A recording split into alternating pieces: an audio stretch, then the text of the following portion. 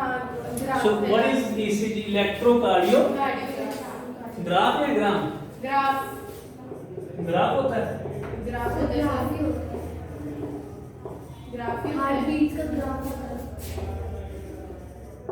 Electrocardiogram मैंने Google पे देखा था, वहाँ पे ग्राफ भी होता है, बट जो ग्राफ आपके सामने बन के आता है उसको हम इलेक्ट्रोकार्डियोग्राफ नहीं बोलते, उस ग्राफ को बोलते हैं इलेक्ट्रोकार्डियोग्राम। जो मशीन वो टेस्ट करती है उसको बोलते हैं इलेक्ट्रोकार्डियोग्राफ। ये उल्टा है, हमें लगता है कि जो ग्राफ हमारे सामने बन के आ रहा है वो इलेक्ट्रोकार्डियोग्राफ है और मशीन इलेक्ट्रोकार्डियोग्राम है, बट ऐसा नहीं है। जो मशीन ग्राफ बनाती है उस मशीन का नाम है इलेक्ट्रोकार्डियोग्राफ। जो हमारे सामने वो लाइन रन करती है ना, वेव रन करती है, वो जो वेव होती है उसको हम बोलते हैं इलेक्ट्रोकार्डियोग्राम। मशीन इज इलेक्ट्रोकार्डियोग्राफ, ये उल्टा नाम दिया हुआ है, ठीक है। आपके बुक पे भी उसमें लिखा होगा कि जो ग्राफ हमारे सामने आता है that is electrocardiogram and machine which is used to denote और used to make that graph is called as electrocardiograph. होता क्या है, वो आपने टीवी सीरीज में भी देखा है, इस तरीके से एक वेव रन करती है ना।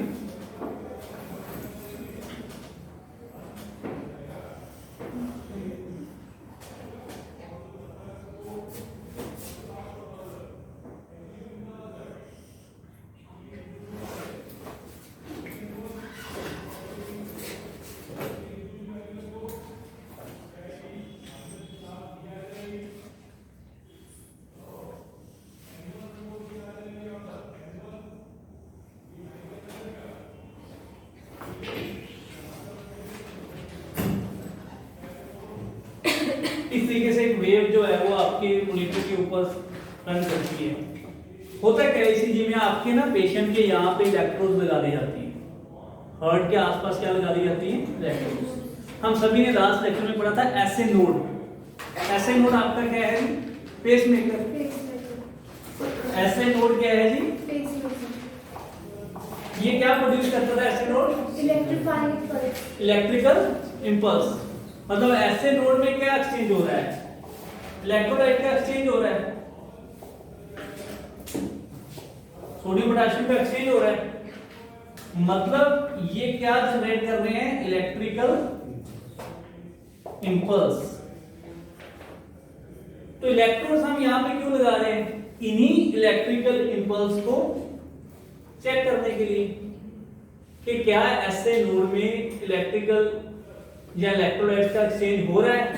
अगर हो रहा है तो कितना हो रहा है, 1 मिनट में मेरी ऐसे नोड कितने इलेक्ट्रोलाइट्स का एक्सचेंज कर रही है, कितनी इलेक्ट्रिकल इंपल्स जनरेट कर रही है। सीधा सीधा मतलब था इलेक्ट्रिकल इंपल्स से, मैंने इसको 2-3 नाम दिए थे। हमने इसको नाम दिया था एक्शन पोटेंशियल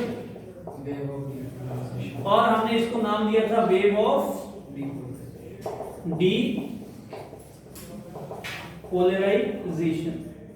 सभी चीजों का क्या मतलब था कि अगर ऐसे node action potential, wave of depolarization, nerve impulse, electrical impulse generate करती है तो ये हार्ट के मसल को क्या सिग्नल देगा, इसके रिस्पांस में हार्ट का मसल क्या करेगा जी, सिस्टोल, दैट इज कॉन्ट्रैक्शन। मतलब अगर आपके ऐसे नोड में वेव ऑफ डिपोलेशन, इलेक्ट्रिकल इंपल्स या इलेक्ट्रोलाइट्स का एक्सचेंज होता है तो हार्ट उसके रिस्पांस में क्या करता है जी, कॉन्ट्रैक्ट करता है। इलेक्ट्रोकार्डियोग्राफ के अंदर ये जो स्ट्रक्चर आपके सामने है इसका नाम है electrocardiogram.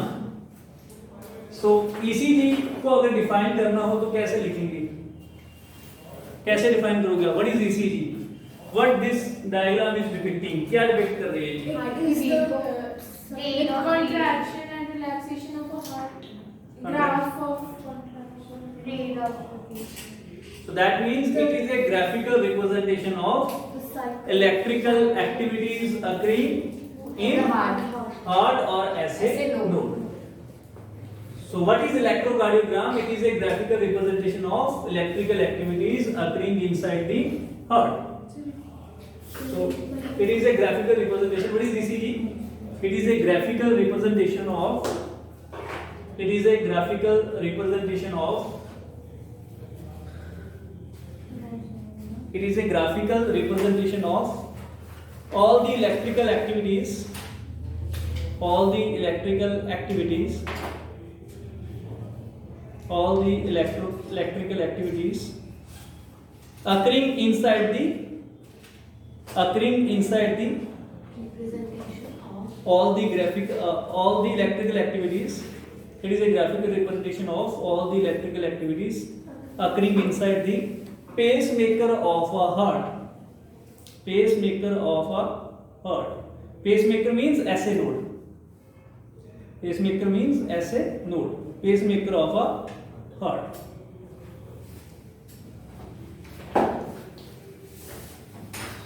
The graph which is formed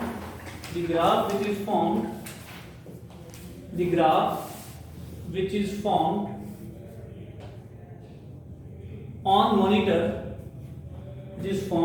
monitor, is called as electrocardiogram. Graph which is formed on monitor is called electrocardiogram. Graph को हम इलेक्ट्रोकार्डियोग्राम बोलते हैं. And the instrument electrocardiogram and the instrument which is making that graph is called electrocardiograph. तो ये उल्टा है, ठीक है, ध्यान रखना है. जो मशीन है उसको हम इलेक्ट्रोकार्डियोग्राफ बोलते हैं, जो ग्राफ सामने आता है उसको हम बोलते हैं electrocardiogram. And the instrument which is making that graph is called as electrocardiograph.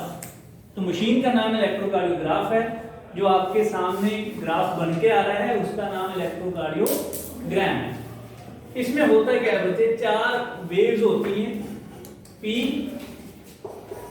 फिर क्यू आर एस कॉम्प्लेक्स होता है, और फिर इसमें है जी टी. सबसे पहले है जी पी वेव. ये क्या है जी, पी वेव. ये आपका है G Q R S complex. ये है जी टी वेव. ये फिर गैप है, फिर पी वेव, फिर क्यू आर एस और फिर टी. फिर गैप है, फिर P wave, Q R S and T. So P wave अगर आ रही है तो इसका मतलब क्या है, systole. Depolarization of auricles.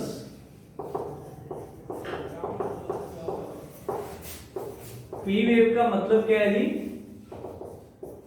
Depolarisation of auricles.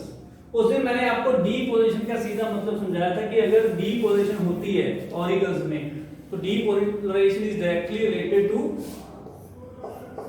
Systole. अगर हार्ट के मसल में डीपोलराइजेशन हो गई, ऑरिकल के मसल में डीपोलराइजेशन हो गई, तो हार्ट के मसल को सिग्नल करके ना कि क्या करना है, कॉन्ट्रैक्ट करना है. तो हार्ट का मसल उस केस में क्या करेगा, कॉन्ट्रैक्ट्स. तो पी वेव अगर आ रही है तो डॉक्टर को क्या पता चल रहा है, डॉक्टर को पता चल रहा है कि ऑरिकुलर कॉन्ट्रैक्शन हो रही है. अगर पी वेव आ रही है तो ऑरिकल्स कॉन्ट्रैक्ट कर रहे हैं. जरूरी है ना, कोई भी मसल है उसको सिग्नल दोगे तो वो कॉन्ट्रैक्ट करेगा. अब जब सिग्नल मिल रहा है, सिग्नल का कैसे शो हो रहा है, मुझे कैसे पता चले कि मेरा हार्ट सिग्नल दे रहा है, आपके सामने वेव है. पी वेव आने का मतलब है कि ऑरिकल्स कॉन्ट्रैक्शन कर रहे हैं. So P wave means depolarization of auricles, that is contraction of auricles. QRS complex का मतलब क्या है, डीपोलराइजेशन ऑफ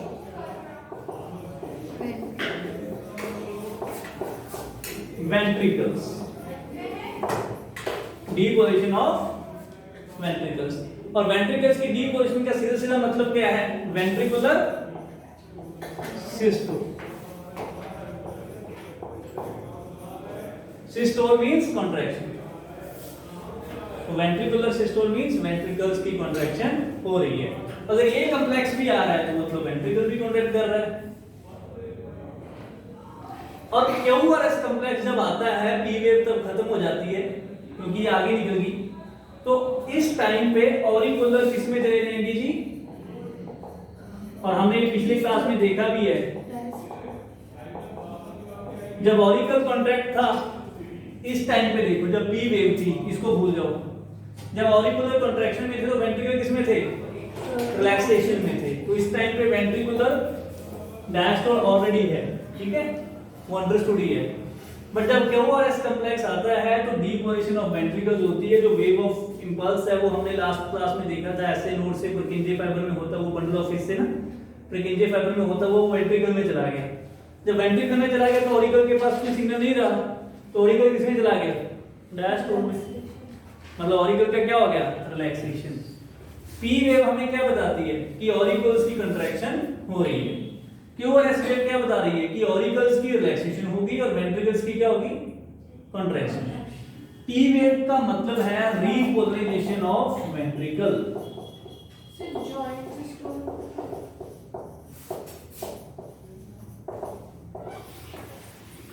रीपोलराइजेशन का मतलब है रिलैक्सेशन ऑफ वेंट्रिकल्स। ऑरिकुलर पहले रिलैक्स है, वेंट्रिकल अब रिलैक्स हो गए तो जॉइंट डायस्टोल तो खुद ही आ गया। ऑरिकल्स तो पहले रिलैक्स थे, टी वेव के आने से वेंट्रिकल भी रिलैक्स हो गया, तो मतलब ये जो वेव है यहां से लेके यहां तक ये आपकी एक हार्ट बीट है। अब दूसरी हार्ट बीट ऐसा तो है नहीं कि पी वेव यहीं पे शुरू होगी कि दूसरी हार्ट बीट जो है वो इमीडिएटली स्टार्ट होगी, टाइम नहीं दिया, ये देखो टाइम है, गैप है, पी वेव और पी वेव में गैप है, मतलब दोनों ऑरिकुलर वेंट्रिकल किसमें है, डायस्टोल में, मतलब रिलैक्स स्टेट में है। थोड़ी रिलैक्सेशन आने के बाद फिर से पी वेव आएगी, मतलब सेकंड हार्ट बीट शुरू हो जाएगी। इन वेव्स को गिन लो कि 1 मिनट में कितनी है, तो हार्ट बीट पता चल जाएगी। 1 मिनट में 72 है ये पूरा कॉम्प्लेक्स, तो आपका हार्ट 72 टाइम्स बीट करेगा। 1 मिनट में 68 है तो 68 टाइम्स बीट करेगा, 1 मिनट में 80 है तो 80 टाइम्स बीट करेगा। डॉक्टर को ये इलेक्ट्रोकार्डियोग्राम देख के पता चल जाएगा कि पर्सन की हार्ट बीट ज्यादा है या कम है। अगर ऐसा होता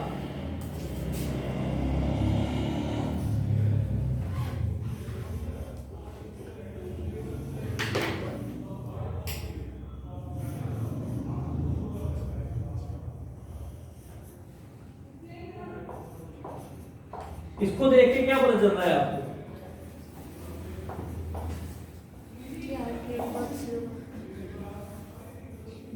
कि हार्ट बीट क्या है जी, इसको देख के क्या पता चल रहा है कि हार्ट बीट स्लो है, 1 मिनट में जितने कॉम्प्लेक्स आने चाहिए थे नहीं आ रहे, ये गैप बढ़ गया है।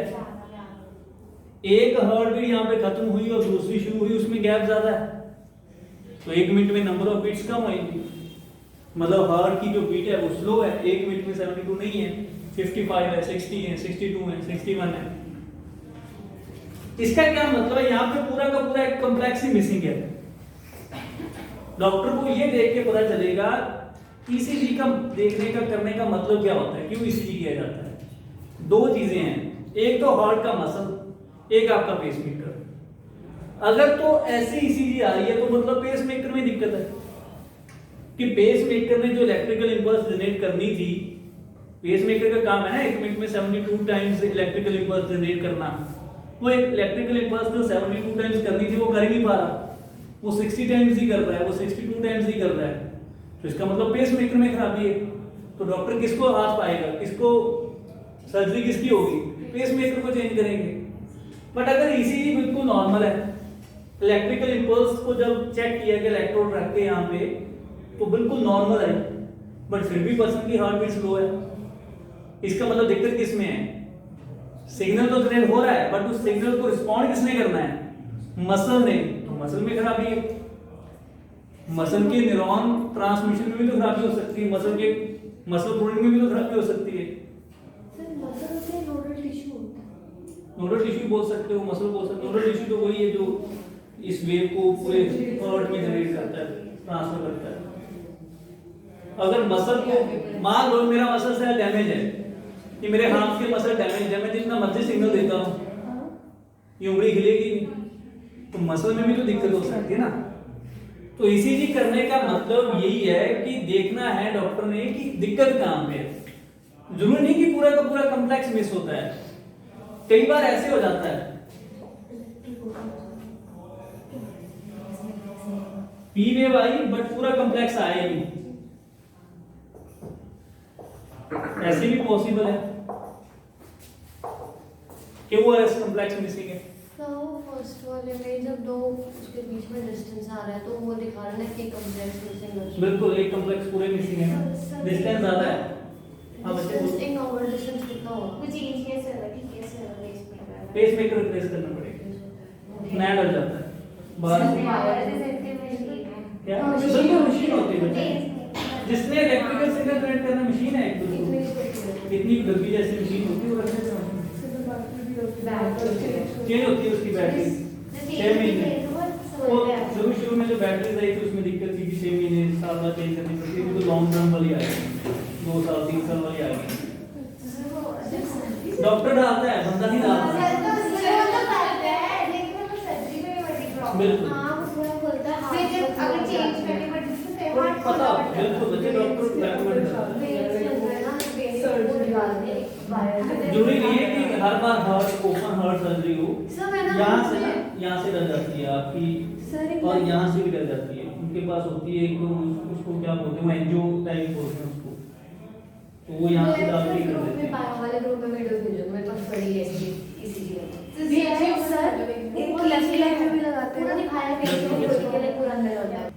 तो यहाँ से क्या पता चल रहा है डॉक्टर को कि पी वेव तो आ रही है, पेसमेकर ने इलेक्ट्रिकल इंपल्स तो जनरेट की बट वो वेंट्रिकल्स में नहीं पहुंची।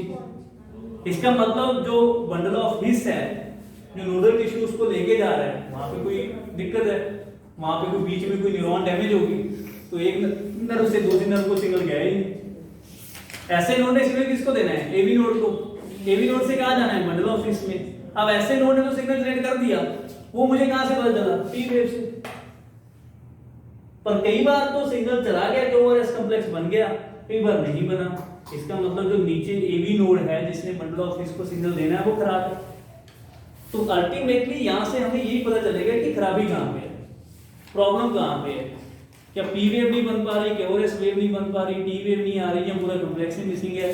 या ऐसा तो नहीं है कि सब कुछ बहुत जल्दी जल्दी में हो रहा है, टाइम नहीं मिल रहा आपके हार्ट को, रिफ्रैक्टरी टाइम जो मिलना चाहिए। इससे क्या पता चलेगा आपको हार्ट बीट कि हार्ट बीट क्या है? बहुत फास्ट है। सही से ये पता चलता है कि ब्लड प्रेशर बहुत ज्यादा है। बिल्कुल, अगर हार्ट बीट फास्ट होएगी तो बीपी ज्यादा होएगा, हार्ट बीट अगर स्लो होएगी तो बीपी लो होएगा। टैकीकार्डिया, ब्रैकीकार्डिया यहीं से पता चलता है हमें।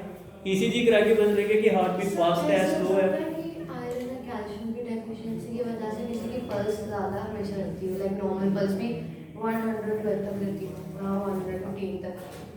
पॉसिबिलिटी है पर जरूरी नहीं है कि सिर्फ आयंस की डेफिशिएंसी से या आयंस की इंक्रीज होने से ऐसा हो।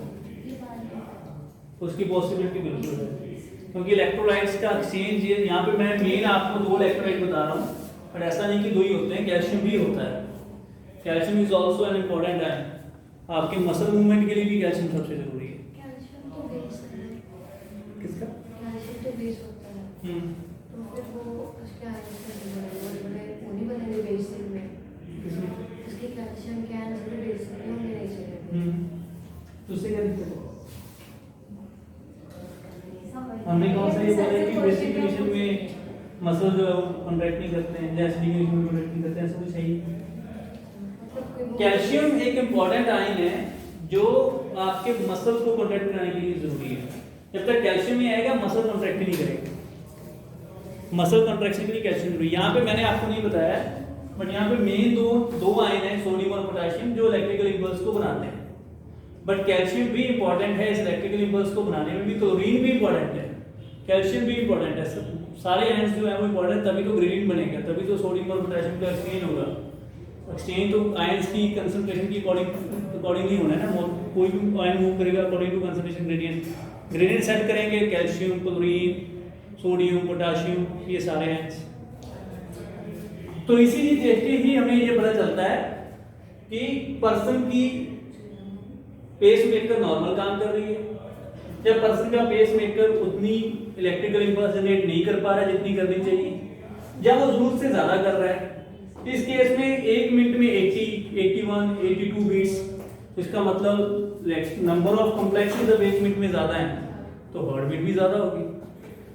तो इसी वजह से हम बोलते हैं कि डीपोलराइजेशन का मतलब सीधा सीधा किससे है, क्योंकि अगर हार्ट के मसल में वेव जनरेट हो गई तो हार्ट के मसल को उसको रिस्पॉन्ड करना ही करना है, हार्ट के मसल ने क्या करना है, कॉन्ट्रैक्ट करना ही करना है। तो चाहे वो पी वेव है, QRS है, चाहे वो टी है। सिर्फ ये हार्ट बीट तेज होने का रीजन, हार्ट बीट इंक्रीज होने के डिफरेंट रीजन है बच्चे। एक हार्मोनल हो सकता है, न्यूरल हो सकता है, ब्लड वॉल्यूम हो सकती है। सर जब हम मतलब भागते हैं तब भी हमारी हार्ट बीट बहुत तेज होती है, बिल्कुल। तो इसका मतलब ये थोड़ी ना होता कि हमारा ब्लड प्रेशर तेज है। उसमें तो आपकी हार्ट को ज्यादा सप्लाई करनी है, ब्लड को, ऑक्सीजन को, उसमें हाई बीपी की प्रॉब्लम नहीं आती है। हाई बीपी तब होता है जब आपकी आर्टरीज का ल्यूमन नैरो हो जाता है, जिसकी हाई लिपिड डाइट है, हाई कोलेस्ट्रॉल है, हमने उसमें भी बात की थी। ये आपकी आर्टरी है, ठीक है, जिसमें ब्लड रन करना है, ये इसका ल्यूमन है, ये इसका क्या है, ल्यूमन। ये समझ लो एक पाइप है, आप पानी वाली पाइप जो आपके करते हैं, अगर उसको आप आगे से दबा देते हो तो उसका ल्यूमन क्या हो जाता है, नैरो। जब ल्यूमन नैरो होता है तो पानी का प्रेशर क्या होता है, ज्यादा। जब छोड़ देते हो तो ल्यूमन क्या हो जाता है, वाइड, पानी का प्रेशर क्या हो जाता है, नॉर्मल। तो ये सेम है, ये आपकी पाइप है ब्लड वाली। इसमें अगर यहाँ पे लिपिड जम गए, कोलेस्ट्रॉल जम गया, ऐसे अगर कोलेस्ट्रॉल इसकी वॉल पे डिपॉजिट हो गया तो ल्यूमन कितना हो गया, कम हो गया। इसमें ब्लड क्या करेगा, फास्ट कम करेगा, तो बीपी बढ़ गया आपका। अगर इसमें कोलेस्ट्रॉल नहीं रहता, डिपॉजिट यहाँ पे नहीं होता, लिपिड यहाँ पे हाई डेंसिटी लिपिड यहाँ पे ना डिपॉजिट होते, ल्यूमन क्या रहता, वाइड, तो बीपी नॉर्मल होता। तो अगर आपकी आर्टरीज नैरो हो जाएंगी तो बीपी बढ़ जाएगा, आर्टरीज वाइड हो जाएंगी तो बीपी कम हो जाएगा। इसके लिए वैसोडाइलेटर, वैसोकंस्ट्रिक्टर हार्मोन्स भी हैं। कई बार इमरजेंसी के लिए आपका जो फ्लो है वो बढ़ाना पड़ता है, तो एपिनेफ्रिन, नॉरएपिनेफ्रिन, ये हार्मोन्स हैं जो वैसोकंस्ट्रिक्टर हैं। कुछ वैसोडाइलेटर हैं जो वेसल्स को डायलेट कर देते हैं।